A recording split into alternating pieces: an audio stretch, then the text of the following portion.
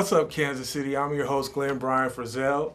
Are we waving already? I'm just waving to Kansas City, man. We are taping here at the historic 18th and Vine Jazz District at the Lincoln Building, home of Cascade Media Group. Today's special guest is a native of Lawrence, Kansas. Midwest. You've probably seen him as sports anchor on KCTV, Channel 5. Please let's welcome the babyface sports anchor himself. Thank you. I appreciate that. Man. I like that. That's clean shave. Mr. Michael Coleman, how you doing? Appreciate it, man. Thanks for the invite. Appreciate it. All right, we're glad to have you here, man. First things first, do you have any brothers or sisters? I have 3 sisters, no brothers. I'm the oldest of 4, and lots of not lots of uncles, but family is real tight. Have a real tight bonded family. Oldest of 4. What was it like growing up in, I want to call it Jayhawk City? Can't go anywhere in Lawrence without blue and red rock chalk. Yeah, that's true. I grew up 3 blocks from KU, man, and I had a great time. That's obviously being a sports anchor. That's where my early influence of sports came into being, by going to the games. And I tell people my very first sports job, I was probably 11 years old selling Cokes at the KU football games, and that was my very first sports job, in a manner of speaking. And it was a chance for me to go to the games for free and put a little money in my pocket, and I had a good time. I had a really good time growing up in Lawrence. Was your father into sports? My father was. Yeah, my parents divorced when I was real young, but my father was an athlete in his day, and he at the high school and collegiate level, and he was a coach years later. So yeah, I've been around sports all my life. I know, Mr. Coleman, you say you have a passion for high school sport. Did you play? What high school did you go to? Well, I went to Lawrence High, and in fact, over a period of maybe 11 years, there was a Coleman on every Lawrence High football team in that time span. My cousins and really? Myself, and so I played football and I ran track. Track was my first sport, and I found my way into football, and it paid for my education. I went to Coffeyville, go Red Ravens, and then from there I went to Southern Illinois University, where Gail Sayers was my athletic director when I played ball. And got Brian Song, that's right. Wow. See, you're too young to remember when he actually played. I never saw him play, but I had uncles and my old man. Musical influence. There you go. And so I went to Southern Illinois, got my degree in speech communications, and here I am right now. Never saw him. What kind of coach was he? What kind of director? Gail said, well, he was kind of a guy because he had the name, and you're talking about Carbondale, Illinois. Chicago was 5 hours north. So at that time, he still had that name, and people wanted to donate money to the school. Mm-hmm. And it was, if you're a coach, my coach, Ray Dempsey, it made it easier to recruit the student athletes. And also, let me throw this in, the head coach for the Detroit Lions, Jimmy Caldwell, who used to be with Indianapolis and was the offensive coordinator for Baltimore, his very first coaching job was at Southern Illinois when I was playing. So we have a Saluki coaching in the NFL, so root for Coach Jimmy Caldwell. Good guy, great guy. And you played football. What was your position? I was a tailback. I ran the ball. I was a running back and caught the passes and ran out of bounds, keep from getting hit hard. A lot of touchdowns? Not a lot, but enough to get us there to score.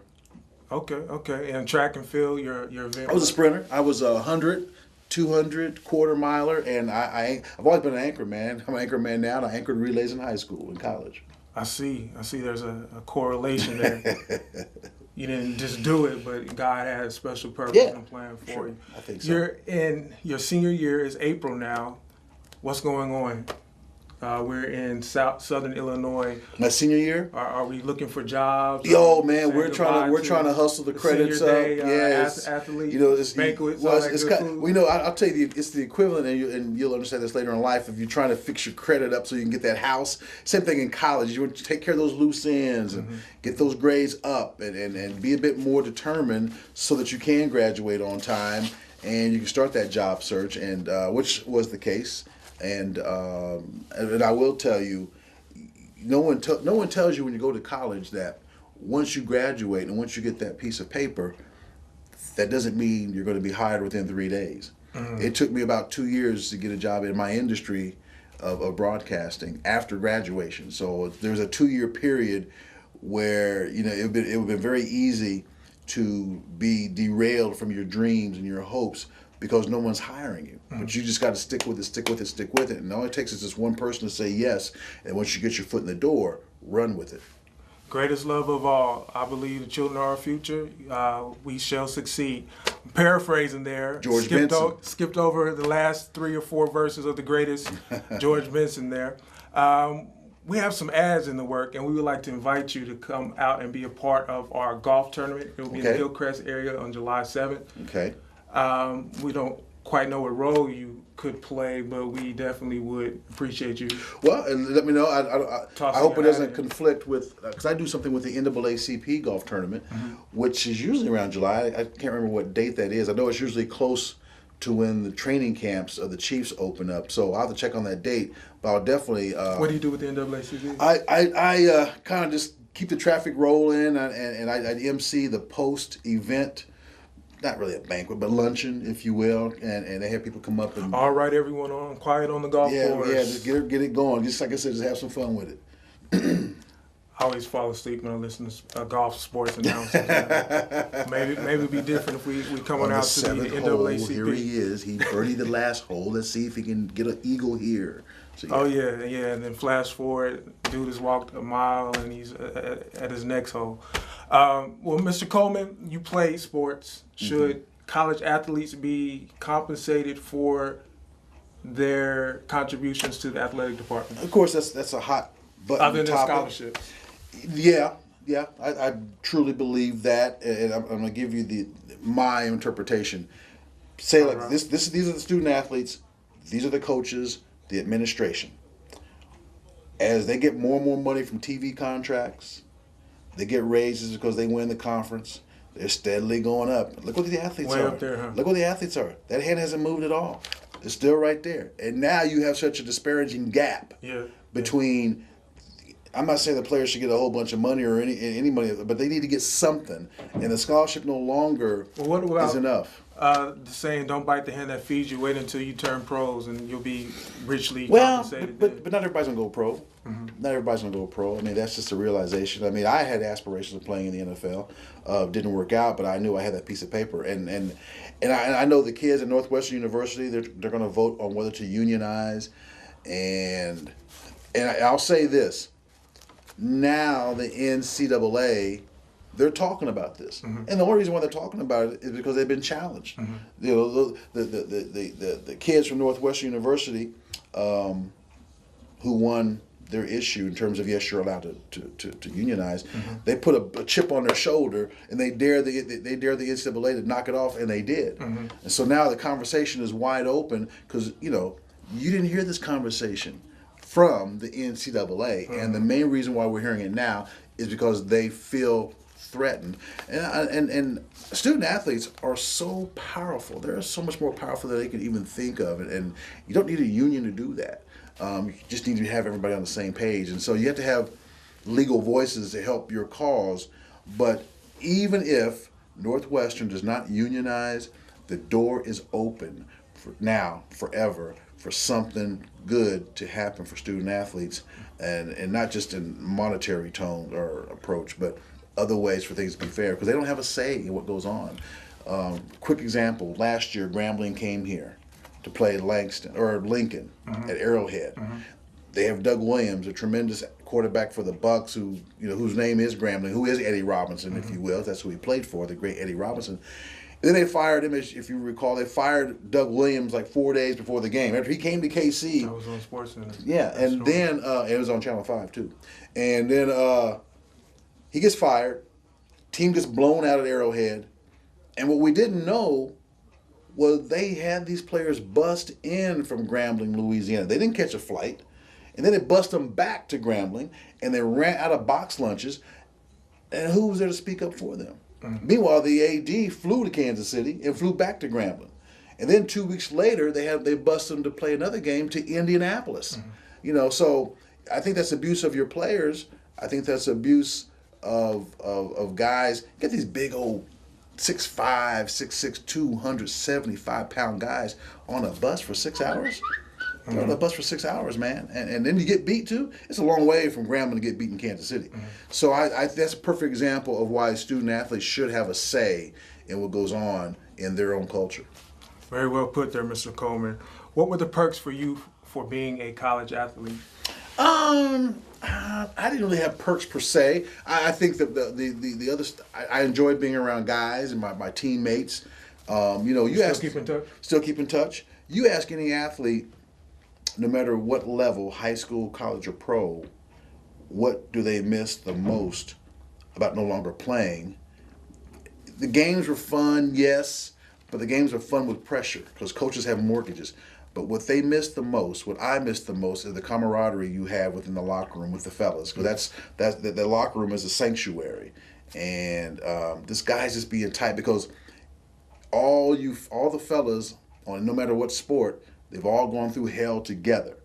And when you go through hell together, it just makes you more of a unit because we've all gone through this. When it's 95 degrees in the middle of the afternoon and you're in the middle of two-a-days, everybody else is going through it. So there's something that you all can share together because you went through it together. You can have each other's back. Maybe you got those 10 wind sprints. Maybe on the last two, your teammates, he's puking, he's doubled over. You got teammates patting him on the back. Come on, you can do it. You can do it. I miss the team aspect, and that's what I like about what I do for a living because it's a team thing. I don't know how the product of our newscast is going to look until you at home see it. Same thing about a ball game. Same thing about practice. You don't know how it's going to turn out in the game until the 55,000 fans or whoever see it. Thank you, Mr. Coleman. I believe we have about 5 more minutes. I have about 4 questions, and then I'm going to play 20 questions with you. All right. You graduate, you go to Woodsbury, New York. How far is that from Westbury? 15 minutes. 15 minutes, Westbury, New York. So, where else have you been? Most of my career has been in Texas and in New York. My very first job, however, was in Dodge City, Kansas. Matt Dillon, Miss Kitty, Festus, Doc, all those people out there. But it was a good experience for me because Dodge City, Kansas, man. Actually, I lived in Dodge Trucking City. Road. I lived in Dodge City, but the TV station was 30 miles away, so I had a commute of 60 miles minimum per day. And again, it's one of those deals where you're happy to get the job and you want to be the best you can possibly be, but that's where your work ethic. That's where you develop your work ethic. No matter what it is you're doing, your very first job. So what I learned 25 plus years ago in terms of work ethic, I still practice today. Dodge City sounds like a whole different country than Woodbury, and Third Rock from the Sun, Texas. Out of all the stories that you reported, name 2 that were your favorite. My favorite. Ooh, wee. When I worked in New York, the school that Eddie Murphy went to, the school that Howard Stern went to, the school that Flavor Flav went to, and the school that Dr. J went to, and I think I said Howard Stern. If not, I'll say it now. They all went to the same high school. Obviously, different parts. Roosevelt High School on Long Island. And my favorite story was the football program was broke, no money. We're about to lose the program, and a rival school in their district had a fundraiser and raised $10,000 to save their program. And their point was, if Roosevelt High doesn't have a football program, then we still have our program, but we're not being pushed. We're not being challenged because it was an African American school predominantly, and they just felt like the best competition in that district was Roosevelt High School, and that the league would lose its edge if that school wasn't participating. I thought that was a really great story. The New York Times picked up on it, and everybody else in New York City did as well. Other favorite story was probably, off the top of my head, Muhammad Ali, who I'm a big fan of, times 10. Getting a chance to meet him post the champ. It was bittersweet because that was the first time I really saw him with his Parkinson's up close and personal. It was disturbing, but when he was called upon to speak, he hit it out of the park. Those are my 2 favorite stories off the top of my head. Awesome. Now, you've covered the Super Bowl, Mr. Coleman, the World Series, Final Four, NBA playoffs, and more, yet you say you are very devoted to covering high school athletes. Why? Because somebody covered me and gave me a shot and opened the door for me to go into this industry. There's a newspaper columnist here in Kansas City with the Star. His name is Yael Abahalka. I've known Yael since I was 15 or 16 years old because when I was coming up, he was going to KU and he wrote for the Lawrence Daily Journal World. And he was a sports writer at the time. And my high school was part of his beat. And so for 2 years, He covered me in high school football, and I remember the first time he interviewed me, and my story was in the newspaper. When I got through with him, I was on cloud nine because he made me feel. I mean, I'm a kid, but the impression was so everlasting. I thought, you know what?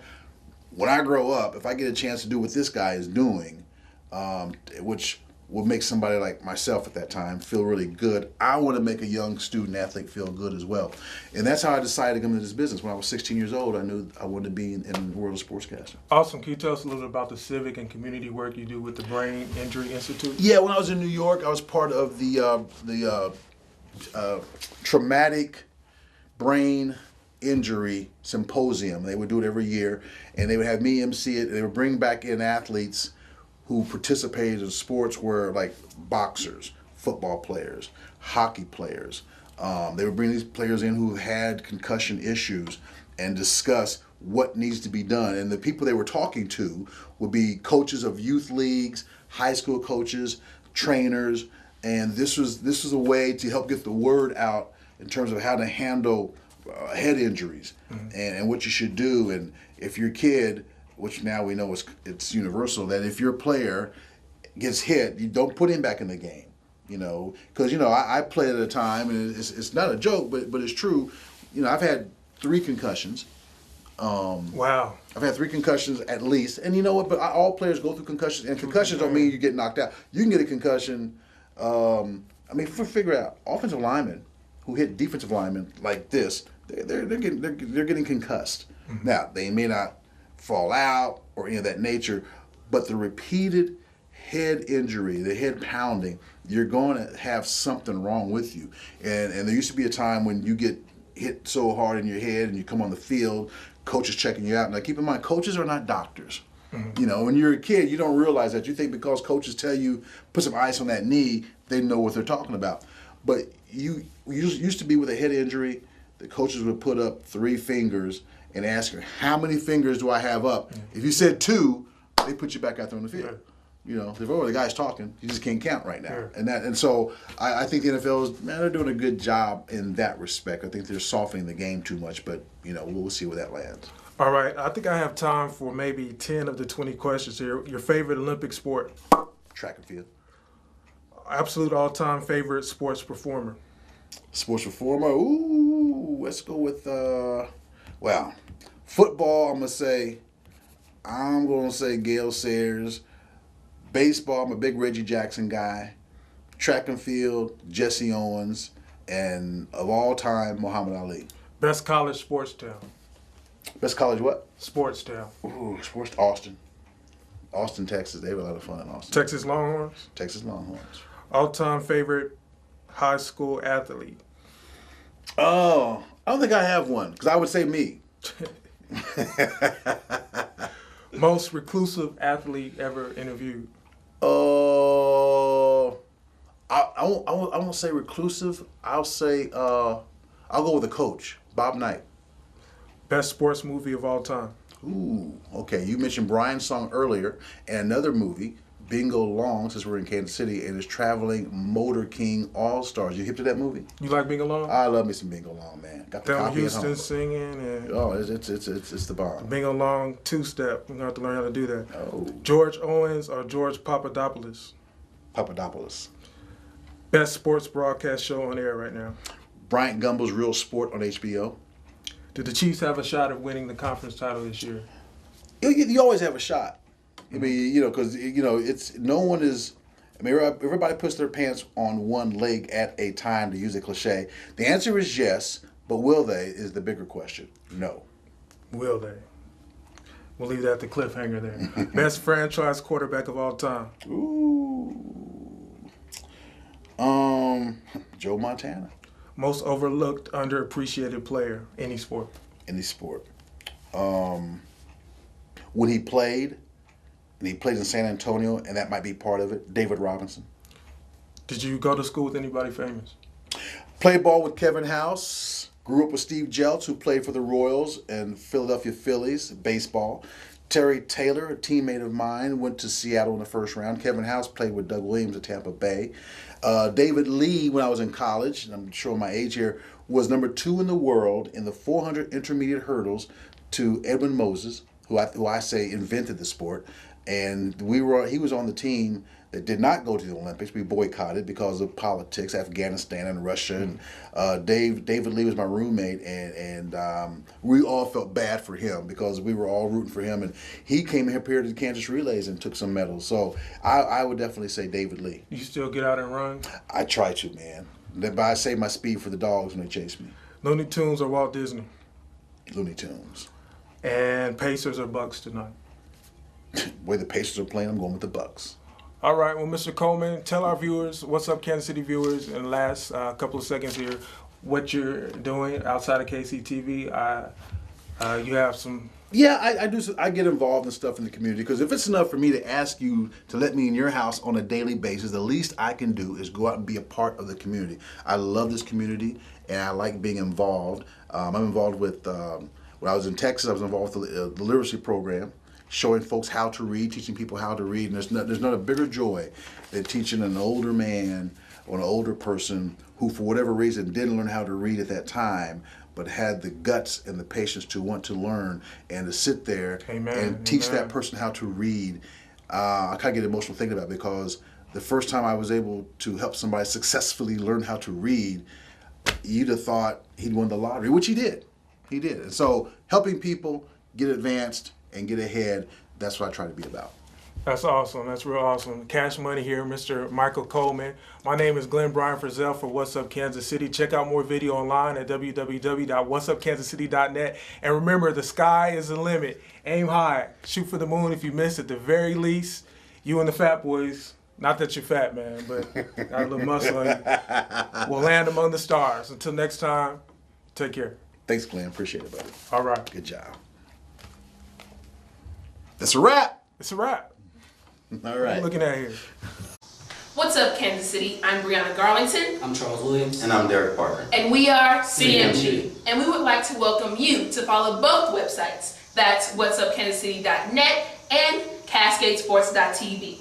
Some of our programs consist of Are You Awoke?, Coach's Corner, and many more interviews, news, and blogs. Be sure to like our Facebook page and follow us on Instagram at Cascade Media Group and Twitter at What's Up KC and Cascade Sports. And remember, the victory we call success Goes to the best prepared. And when you invest in your community, You are really just investing in yourself. So don't just like it, share it.